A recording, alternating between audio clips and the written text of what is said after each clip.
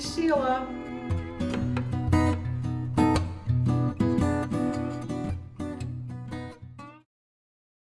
You know, the fall air is starting to get crisp. But what's the first thing you think of when you think of those cooler temperatures of the fall? Well, probably the first thing is to go grab that sweater out of the closet that you haven't worn for a while. Second thing, though, is soups and stews and chilies and getting warm, comforting foods on the stove. And that's what we're going to do today. We're just doing a very simple beef stew that'll be nice and warm and cozy for our evening tonight. All right, let's get this started. We have some chuck roast. It's already cut up in cubes. We get it from Costco like this, but you can buy chuck roast and chop it up into like 1 or 2 inch pieces, bite-sized pieces. And next we're going to put some oil into our Dutch oven. My Dutch oven is a cast iron enameled Dutch oven, and I'm going to be doing everything in this. I'm going to actually, instead of using my slow cooker, I'm going to slow cook it in the oven. So I'm going to put about 3 tablespoons of oil.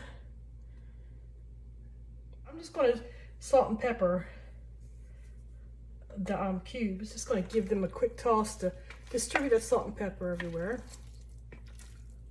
I'm going to brown the cubes. I'm not actually cooking them in the Dutch oven right now. Just going to get a little sear on the outside of them, and it won't take long, but you don't want to overcrowd it either. So we're going to do this in batches. I think I probably have about 3 pounds of meat right here. All right, let's test one. See if that oil's nice and hot yet. It's getting there. It's not quite. You can hear it sizzle a little bit, but it's not really popping like it's real hot.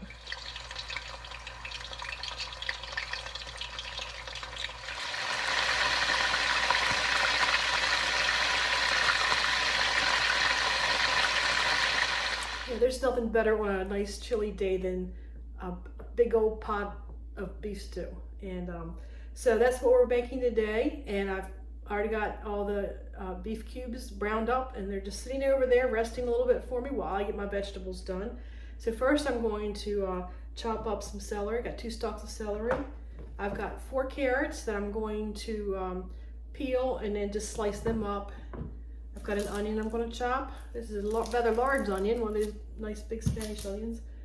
And then I've got about 4 or 5 of these red potatoes. Not going to peel those at all. I might chop some of the bad spots off of them, but then we're just going to cut them in bite-sized pieces and throw everything on the side.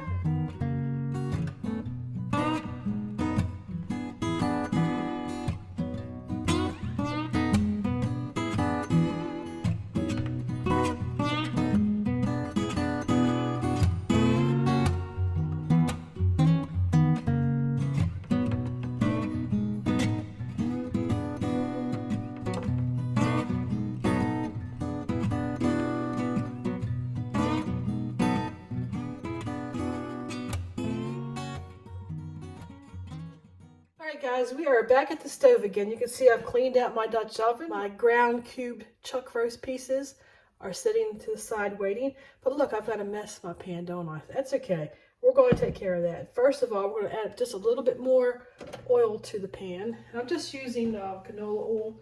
You can use any unflavored oil. So let me get that warmed up a little bit. What I'm going to do is just saute my onions and my celery till they're just a little bit translucent. I have an oven that already has a slow cook setting on it, and so when my slow cooker broke, I just thought, well, I'll just use my enamel Dutch oven and put it in my oven, on slow cook in my oven, and it's working out just fine. But what you will do is just fill up your slow cooker.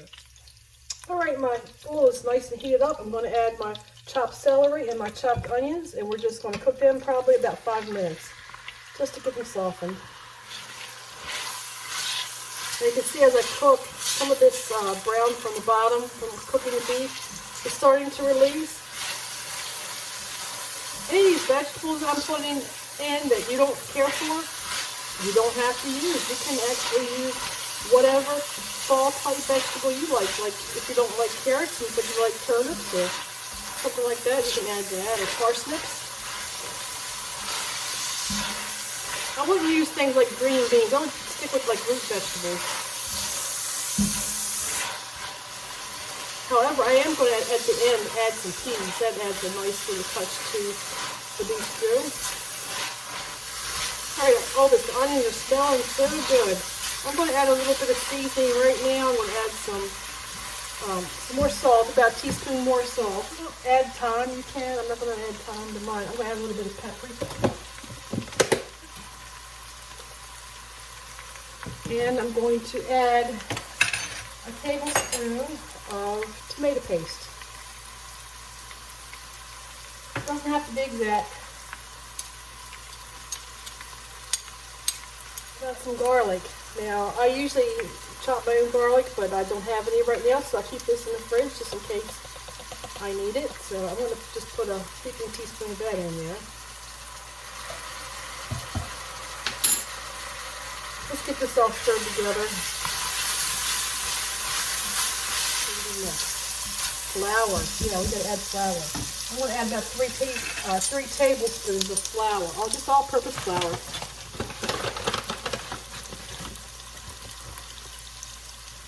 So that's 3 tablespoons.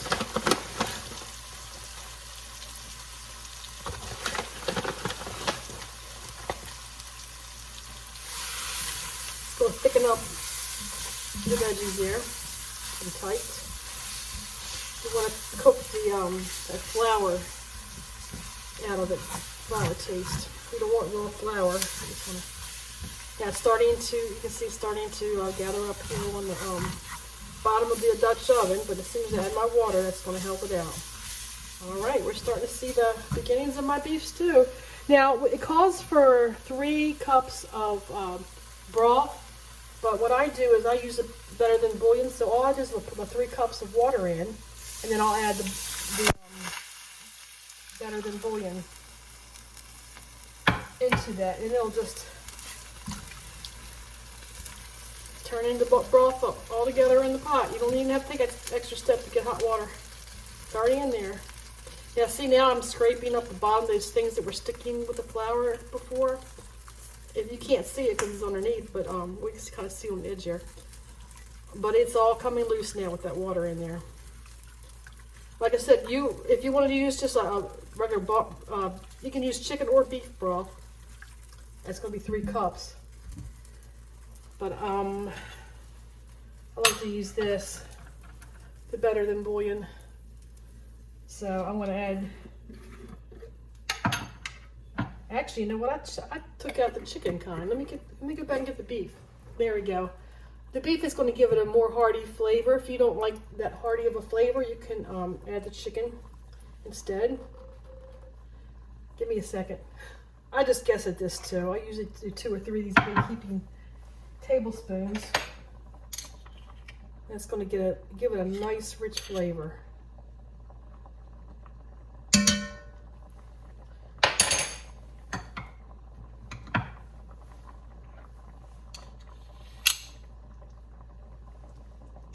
I think I'm just going to leave it at 2 right now. If it looks like we need more, we'll add more some other time, a little bit later. And put a little bit more pepper in there too.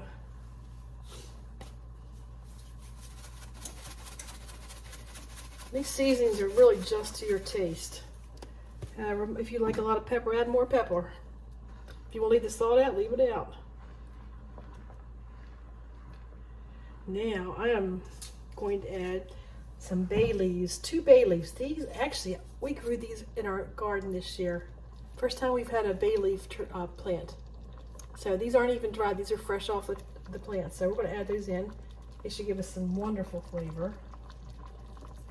All right, we're going to turn this down a little bit to low, since we've already got that flour cooked out. And all I'm going to do now is just add my veggies and my meat and stick it in the oven, and then just wait for it to happen. The only thing that I'm not going to put in right now are the peas.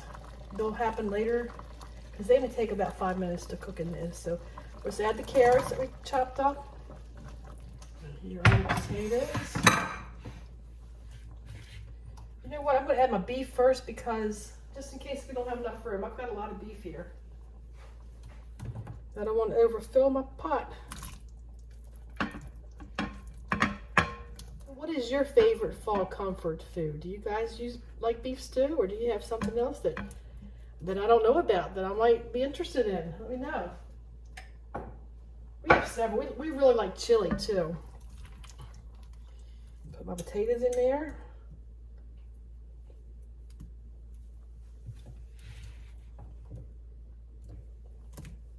These are my favorite foods to put in a beef stew. I think it's pretty normal to have this, but like I said, people do use parsnips and turnips a lot too. Those don't happen to be ones that I like, but somebody likes them. So all we're going to do, like I said, you can actually bake this in the oven too. I think you probably have to add the vegetables later and cook the beef some first. But like I said, my oven has a slow cook setting on it. So all I do is turn the setting on, press it on either high or low, and then set the timer, just like you would a crock pot or any slow cooker.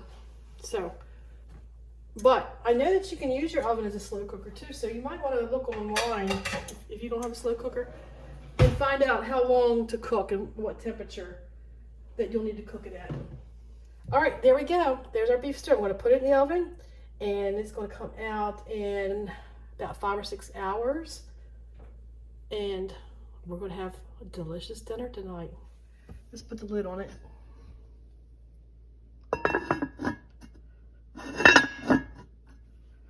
All right, all ready to go. So there you have it, our quick and easy beef stew for a nice, cool, chilly fall evening. I'm going to put this in the oven on the slow cook setting on high for about 5 or 6 hours. I'm going to keep an eye on it. It'll be ready just in time for dinner. Here we are, we're all finished. We're all finished cooking and it's smelling good. And you will notice that it's not in the same pot. There's a reason behind that. As I had this cooking in the oven, we realized we had an engagement we forgot about, and we had to quickly leave the house. So we just transferred it into our old crock pot, covered it with aluminum foil, and let it cook like that, and it worked just fine. So anyway, look at that beef stew, isn't it gorgeous? I'm going to add the peas in now. I'm going to put about a cup of peas in. Before I stir that out, I see one of those bay leaves. Let me grab that out. There's one more in there somewhere. Well, as I'm stirring the peas in, hopefully I'll see that. Let's cook for a few minutes. And then dinner will be ready. It's like a good run. Can't wait. Look at that. Yeah. That's a nice hearty bowl of stew. Get a good shot of that? Yeah, looks good. All right. I don't know what all you can say about a beef stew other than it's nice and comforting, and like this piece of meat right here should just kind of like melt in my mouth. And it does. And it's good. Part one bite? Yeah, let me put the camera down and you can.